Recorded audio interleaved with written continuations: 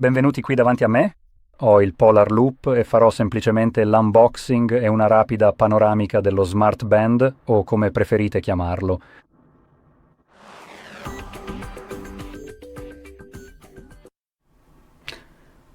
Quindi comunque vado ad aprirlo. Ecco.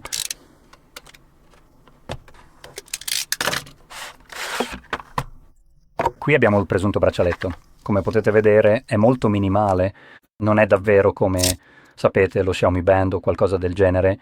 Cerca quasi di essere discreto. E quello che offre è scritto proprio qui. Quindi abbiamo il monitoraggio attivo 24 ore su 24, 7 giorni su 7, misurazioni del sonno e del recupero, rilevamento automatico dell'allenamento e lunga durata della batteria. Voglio dire, lo spero, considerando che ora non ha nemmeno un display. Questo può essere indossato al polso, oppure...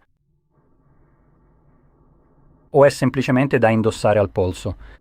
Considerando che questa è anche una cosa, sapete, semplicemente una versione più lunga del primo cinturino. Se hai delle mani assolutamente enormi, sei davvero un gigante, probabilmente userai questo, ma siccome io sono, l'equivalente di un ramoscello, rimarrò con il piccolo braccialetto. Grazie mille. Ecco fatto. E per quanto riguarda la qualità costruttiva, voglio sottolinearlo, anche se questo è solo un po' pensato per essere indossato, è, sai, non molto visibile. Quindi è una di quelle cose che metti e poi dimentichi. La qualità costruttiva qui sembra davvero ottima. Quindi il corpo qui è fatto di metallo, cioè intendo proprio il corpo di questo, quindi in realtà si può anche togliere. Sì, ecco fatto. Quindi questa parte qui è proprio metallo puro, il che aggiunge qualità al prodotto. Anche il cinturino in sé dà davvero una bella sensazione di qualità. E anche questa parte dove passa il tirante, che serve semplicemente a fermare il cinturino, è fatta di metallo, quindi è una fibbia completamente in metallo. Quindi in termini di qualità questo sembra davvero solido. Così, no, insomma, comunque per il tracciamento e per qualcosa che puoi semplicemente mettere al polso o dove vuoi tu. Questo dovrebbe fare davvero un buon lavoro, semplicemente essendo molto, diciamo, pratico. Qual è la parola? Nascosto, discreto, non invasivo, non intrusivo. Quindi non devi davvero guardarlo, non devi interagire con questo dispositivo. Fa tutto automaticamente, il che, direi, è piuttosto comodo come la maggior parte degli orologi. Con gli altri invece devi interagire per fargli fare qualcosa. Qui rileverà che stai facendo qualche tipo di esercizio e inizierà a tracciarlo. Anche se la domanda è quanto bene riesca effettivamente a tracciare gli esercizi e a distinguerli tra loro. Ad esempio, sul mio orologio, che è uno smartwatch normale, il mio orologio è un po' lento.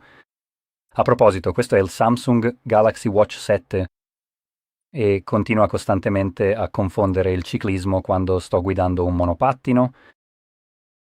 Ora, lo so che dicendo che sto guidando un monopattino, probabilmente già qui ho tipo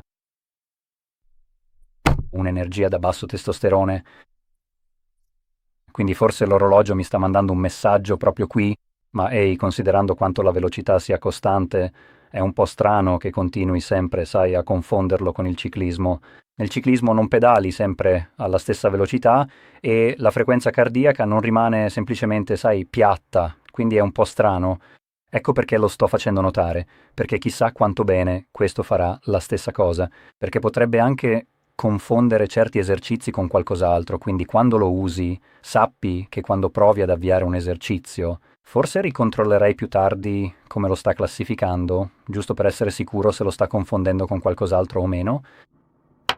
Comunque non c'è molto altro da dire, è solo una band per il tracciamento, quindi tutto qui. Comunque, se hai trovato questo video utile, non dimenticare di mettere mi piace, iscriverti e grazie per aver guardato.